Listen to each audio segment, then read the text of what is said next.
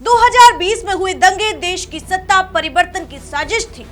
बिल्कुल वैसी ही साजिश जैसे नेपाल में जैन आंदोलन हुआ, श्रीलंका और बांग्लादेश में प्रदर्शन हुए और इन दंगों को भड़काने वाले लोग थे डीप स्टेट के गुर्गे, जिन्हें अब तक जमानत नहीं मिली। भारत में मोदी को सत्ता से हटाने के लिए इतने बड़े दंगे भड़काए गए थे, ये मैं नहीं कह रही हूं, बल्कि बिहार चुनाव से पहले एक रिपोर्ट सामने आई जिसमें कुछ ऐसे दावे किए गए कि जिससे पूरे देश में भूचाल आ गया है।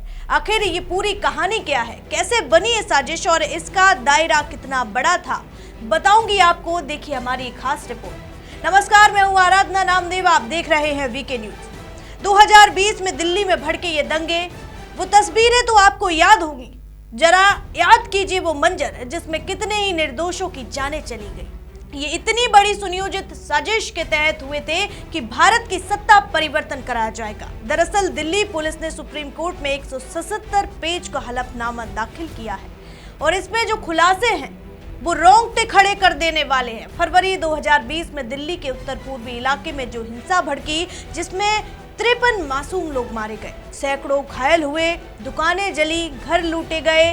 पुलिस कहती है कि ये सब अचानक नहीं हुआ, ये सब पहले से प्लान किया गया था और प्लान करने वाले कोई और नहीं बल्कि उमर खालिद, शर्जील इमाम जैसे लोग थे। पुलिस ने इन्हें साजिश का मास्टरमाइंड बताया।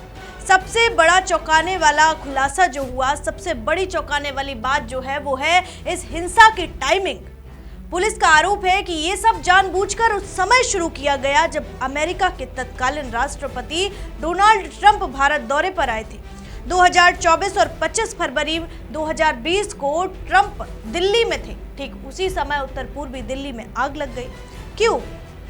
ताकि दुनिया भर का मीडिया दिल्ली की हिंसा दिखाए। आगजनी हुई, दंगे भड़के और पूरे विश्व की मीडिया जो है वो भारत की इन तस्वीरों को कवर करके पूरे विश्व में फैलाए।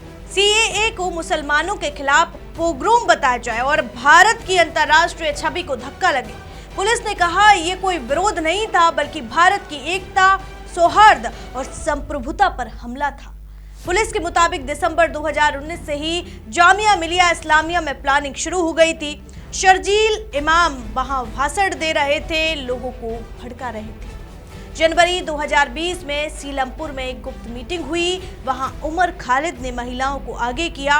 कहा गया सड़कें ब्लॉक करो, चक्का जाम करो, हथियार इकट्ठा करो। पुलिस के पास चश्मदीदों के बयान है, व्हाट्सएप ग्रुप्स की चैट्स है, वॉइस नोट्स है, दस्तावेज है।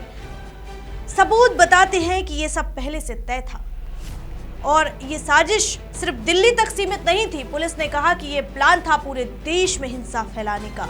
उत्तर प्रदेश, असम, पश्चिम बंगाल, केरल, कर्नाटक, इन राज्यों में भी विरोध को हिंसा से बदलने की तैयारी थी। सीएए के नाम पर देश को तोड़ने की कोशिश थी।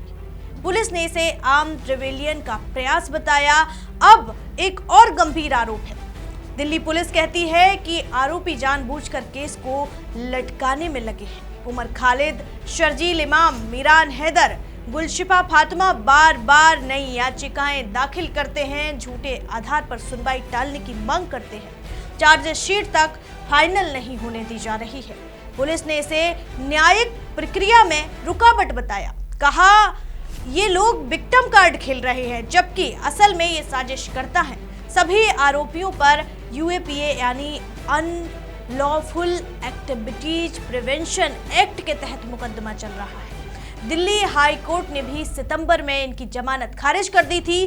कहा था इनकी स्पीच भड़काऊ थी, इनकी भूमिका गंभीर थी। अब सुप्रीम कोर्ट में दिल्ली पुलिस की तरफ से सॉलिसिटर जनरल तुषार मेहता, वकील राजत नायर और ध्रुव पांडे पेश हो रहे हैं और कल यानी 31 अक्टूबर 2025 को सुप्रीम कोर्ट इस हलफनामे पर सुनवाई करेगा। ये मामला सिर्फ दंगों का नहीं है, ये देश की सुरक्षा, एकता और अंतर्राष्ट्रीय सम्मान से जुड़ा है। क्या सचमुच ये साजिश विदेशी ताकतों से प्रेरित थी?